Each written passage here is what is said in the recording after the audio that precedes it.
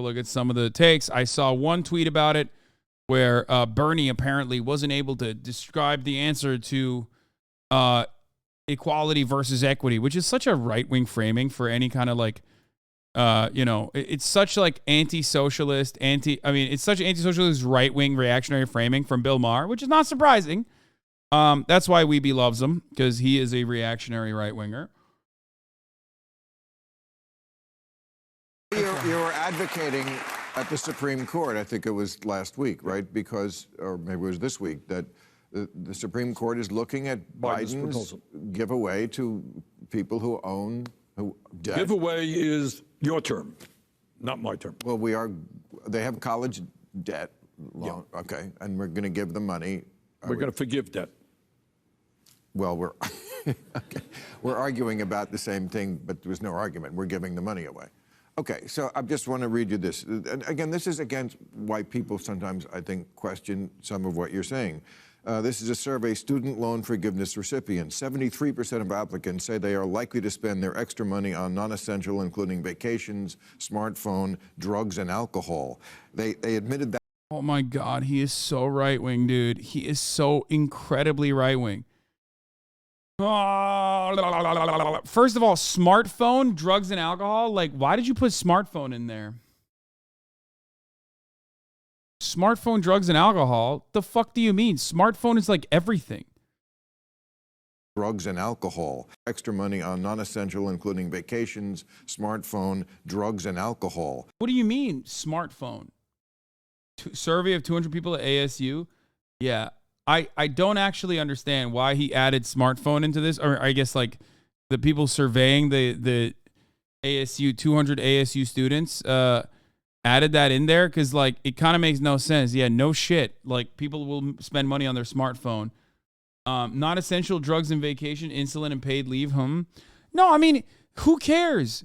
And who cares ultimately? Like what does this fucking take? Like, oh well, if you get debt relief when school should be fucking free in general, when college should be free already, if you get debt relief, if you get a little bit of financial restitution from that, and you want to spend it on whatever the fuck you want to spend it on, like, that's not allowed. Like, fuck you. I hate it. I hate this argument when people are like, people are buying steaks with their EBT card. It's like, fuck you, man. What, if you're poor, you're not supposed to eat steak? Like, what are you talking about? What the fuck are you talking about? Fuck yourself, okay? Especially when it's some dumb bitch like, some dumbass like fucking Bill Maher who like does everything. Like this dude still goes to sex clubs and shit, bro. What? Is it only for you because you hit the lottery and got lucky enough to make it in Hollywood? So only you get to have fun? Like, fuck you. People should be able to have fun. If they want to buy shit, they can buy shit. I hate that. He's reading a study, bud. Nah, they're buying coke. That's the problem. What aboutism? How? I'd spend it on a trip to Italy and plenty of drugs. He's reading a study, bud. Yeah, one, we already undermined the study by talking about how it was only 200 college students from ASU, which is like hyper-specific and doesn't have a good enough sampling size. Number two, that's not technically called a study for the record, okay? That's just a bullshit survey.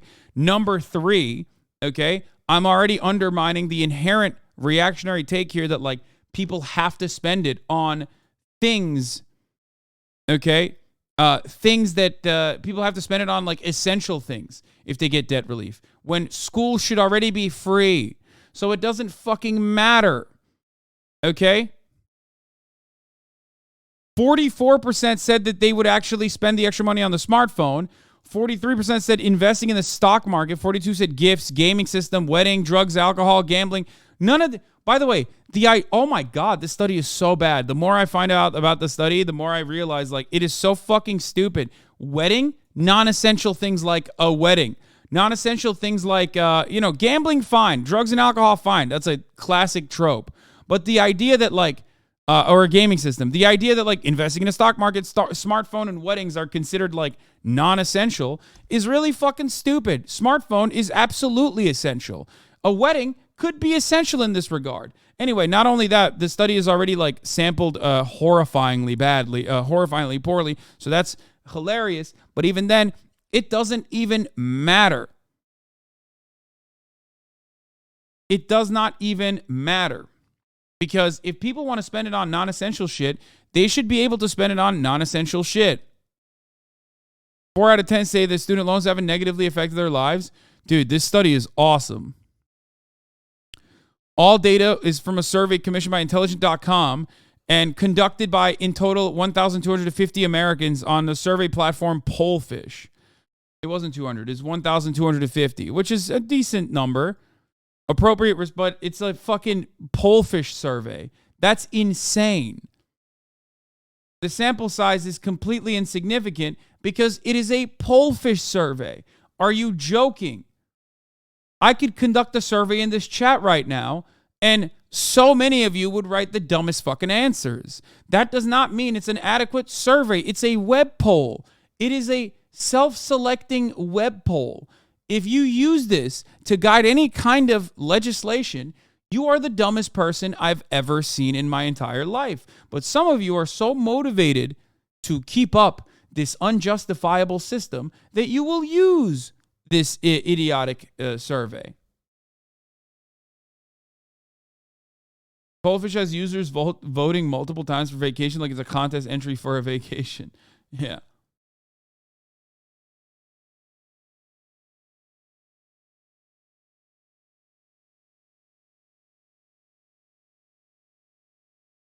Even if they're in college, they haven't faced the pressures of student loans placed on people. Guys, this is idiotic. Completely fucking idiotic. Not only is the survey idiotic, not only is the survey itself idiotic, but the contents of the survey are stupid as well. Like, these numbers don't make sense. 45% said that they would fucking spend it on food. But we shouldn't have a say in where people spend this kind of money, this additional money. Because half the time, for example, people will go out and buy a car, right? Now, you might think it's non-essential, right? You can make that argument. They're like, oh, what the fuck? They're buying a car. It helps the economy, you fucking idiot. That's why you do debt relief. If you want to talk about it from like the higher level concept, debt relief is good for the economy. It gives people more purchasing power. It feeds back into the economy immediately, especially when a lot of these people are spenders and not holders like wealthier people are. Poor people immediately cycle the money back into the economy, whereas wealthy people will invest it, okay? Will park their assets. So them purchasing stuff is kind of the point of why they do debt relief, especially when you realize that the main reason for why this debt even exists is fraudulent. This debt should not exist because public education should truly be free up to the college level. So yeah, I don't care. I think it's an overall good thing. I don't give a shit what you do, okay? And even if you are going to gamble it, which I would say don't do that, obviously, okay? Obviously, don't fucking gamble your student loan debt relief. It's not up to me, or that's not what I would that is not what I would cut policy off of when you shouldn't have fucking gotten that kind of debt anyway. That college should be free.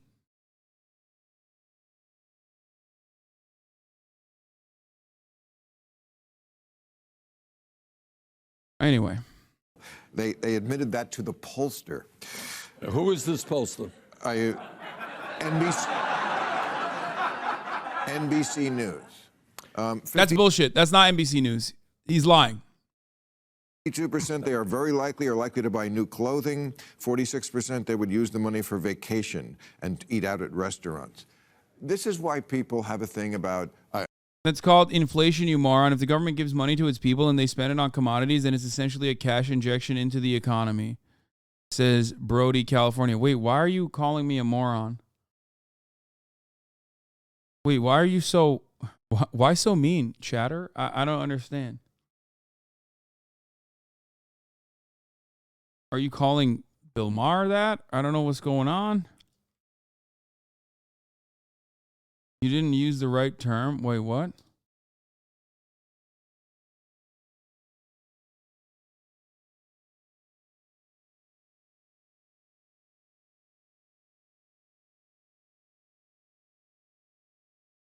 America's learned what inflation was in 2022, and it's embarrassing. Yeah, it's also embarrassing because they think inflation only occurs when there's more money in the economy, or when there's more purchasing power within the economy. And no such deflationary mechanisms exist, like, I don't know, taxing or anything else other than raising interest rates. When wealthy people get cash injections, when the stock market gets cash injections, that's fine because wealthy people know what to do with the money. When poor people get cash injections, they have to buy things. So obviously that makes things more expensive. That's the only reason why things get more expensive. There's no other way that things would get more expensive, like if our corporate consolidation has gotten to a point where like companies can basically get away with raising the price of goods because they recognize that people do have the purchasing power and artificially limit the supply, for example. It's not that could never cause inflation to happen. Price gouging, exactly.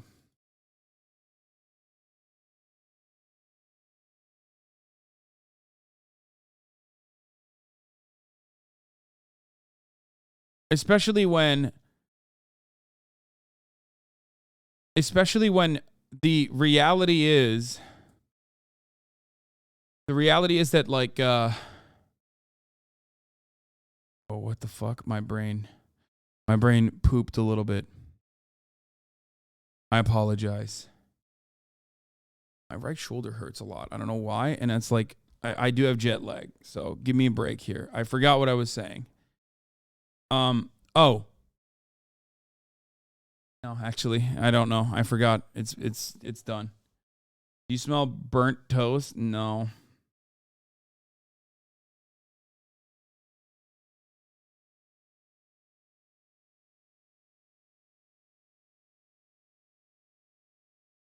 The inflation effect of forgiving loans has mostly been felt already because people haven't had to pay their loans for 3 years already.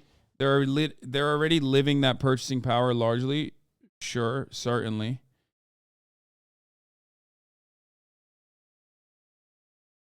I would never call it free money. Oh, I guess I just did. But Well, I mean, let me respond to that in two ways, Bill.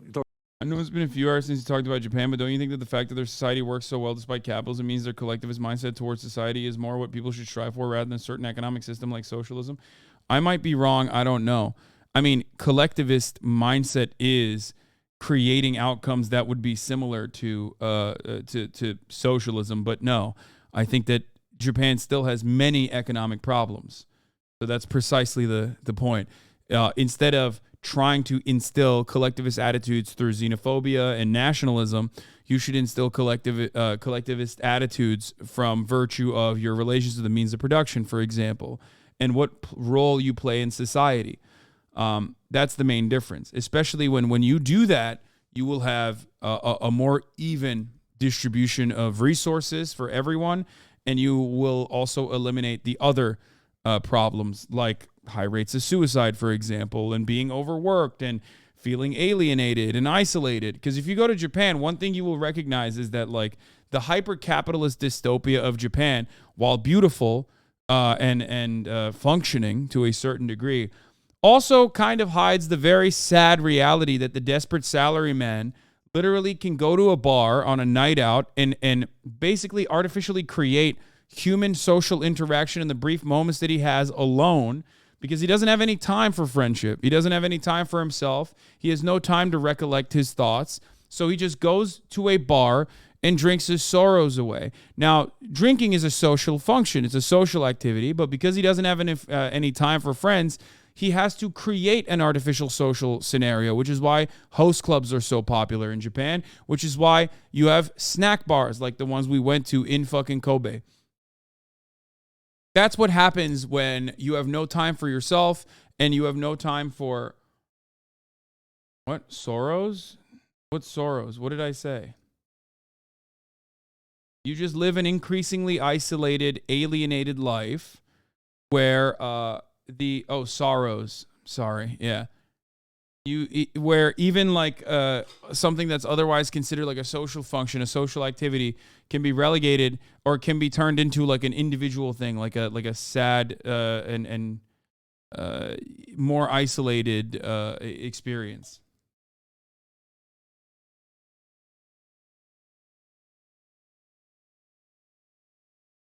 Does your brain ever fart from speaking English and thinking in Turkish? No, I think in English when I'm in America.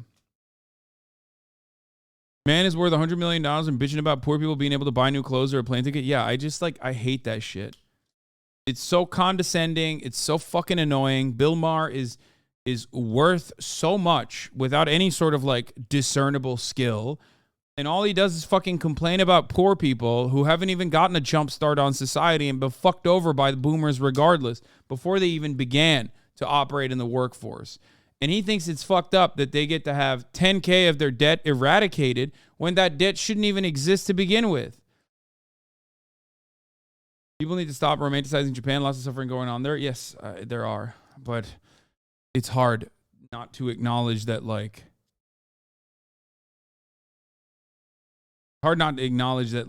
Japan should be as desolate and as destroyed as the United States of America is. But for some reason, it still works. Talk about giveaways. Under Trump, the Congress voted for $1 trillion in tax breaks for the richest people in this country and the largest corporations. That's a giveaway. We just increased military spending with very little discussion. I don't know if you know this, by $80 billion.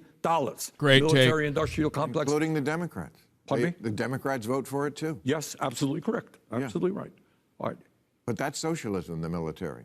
That's crony socialism. Well, that's right. Crony capitalism. But the military isn't capitalism. That's the government. No, but it's who owns the military industrial complexes. All right, but anyhow. Right. All right. So when you talk about... Yeah, exactly. No, it's 100% correct. Exactly. The military is, in a way, no different than, people talking about how, like, in China, you have people dying in Foxconn facilities, which, like, things have gotten significantly better in China. Okay? But it's literally that. You got American men and women, young fucking 17-year-old dickheads, getting enlisted to go and, like, kill people overseas and get fucked up, specifically so Raytheon's profit margins look better. That's like at least China threw its labor force at the problem and then collectivized the gains so that, like, they could uplift themselves and eradicate extreme levels of poverty in less than a couple decades. In America, we throw bodies at the problem so that Raytheon executives can make a tidy profit. There you go.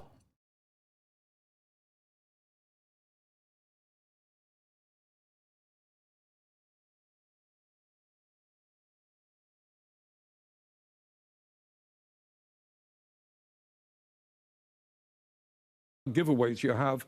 Yeah, Iraq was so socialist, right? Yeah, I mean, exactly. Obviously, it's not. My point is,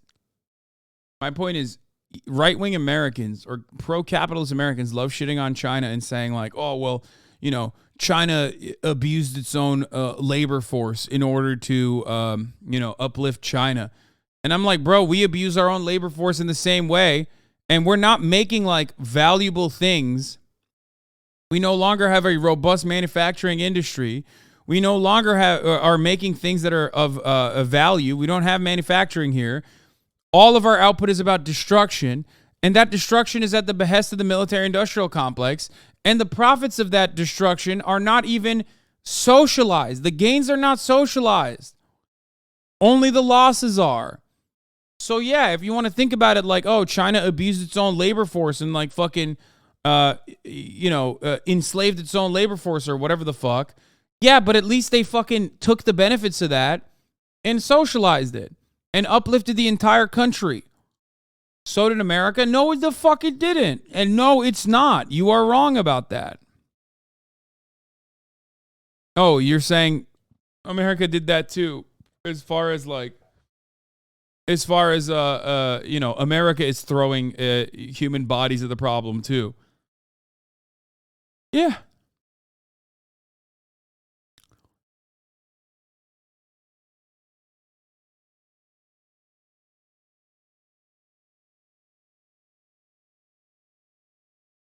Do you just defend China law? My friend, you might be new here, but, China has defensible qualities, and I defend it regularly. I am a fair and honest man.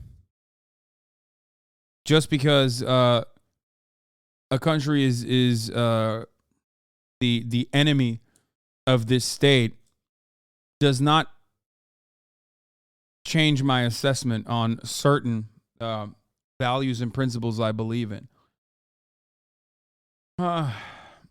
Anyway, but of course, socialism is not when the government does things, and the more the government does things, the more socialist it is. That's a silly notion. It's incorrect. It's false. And I don't believe that. But of course, Bill Maher is going to take advantage of the fact that most people are unfamiliar with this process. Anyway. Major corporations in this country that make billions in profit don't pay a nickel in taxes. Billionaires have an effective tax rate lower than that of a truck driver or a nurse. You have a generation, you talk about this younger generation right now. I got around the country and I talked to a lot of people. I don't know anything about that poll, but I can tell you, I've talked to nurses who are working their asses off, doing the right thing. They leave school $70,000 in that. They can't afford now to get married and have children. They can't afford the housing that they desperately need. So the truth is, you got a generation that, everything being equal, the younger generation will have a lower standard of living than their parents. You and I, and I'm a little older than you, can remember 50 years ago, what did it cost to go to the University of California? Remember? $50, Yeah. 500. Virtually free. City University. He's wearing him down. God, Bernard, do it. Do it to him, Bernard. He's wearing him down.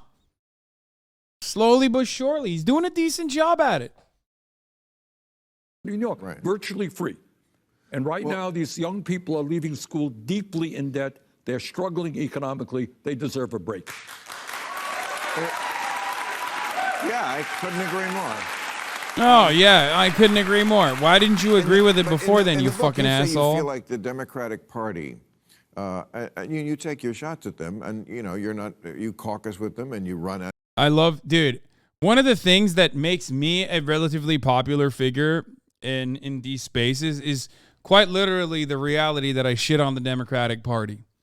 I shit on the Democratic Party when they do things that are worthy of being shitted on. And people love that, okay? Because people love to hate the Democratic Party for sometimes good reason and oftentimes for bad reasons too. But there is nothing better than doing that, because Dems do suck and they need to know that.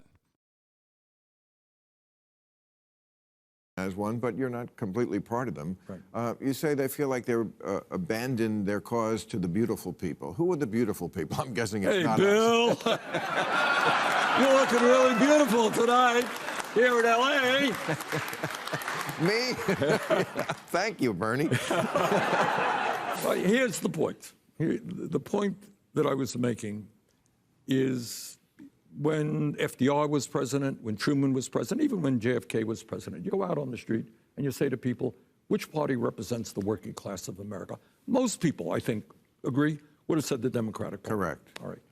Today, you go out on the street, and that is not the sentiment. In fact, the Republican Party probably has more adherents than the Democrats. How did that happen? I'll tell you how it happened. It happened because 30 years ago, the Democrats said, hey, Republicans are getting all this corporate money. We want it too. Let's go out and get it. And let's forget about the people who are working 50 or 60 hours a week. So you're sitting out there somewhere in the Midwest. You can't afford health care. Maybe your job went to China and you're earning half of what you used to make. Your kid can't afford to go to college. And you're looking at people on television doing all of their stuff, and you are saying, who the hell gives a damn about me? All right?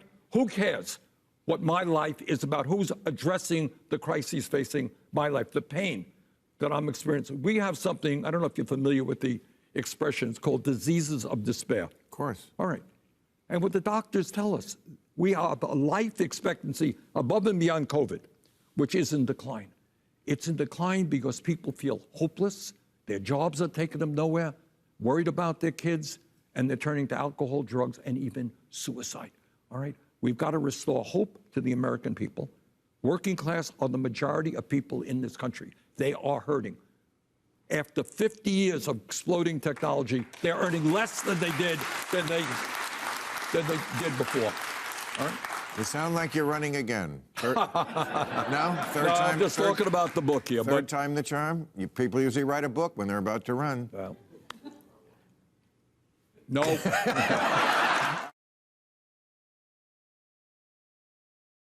I mean, I don't give a fuck. He runs again. I fucking vote for him again. I vote for him as many times as he wants to run, you know? Oh, overtime.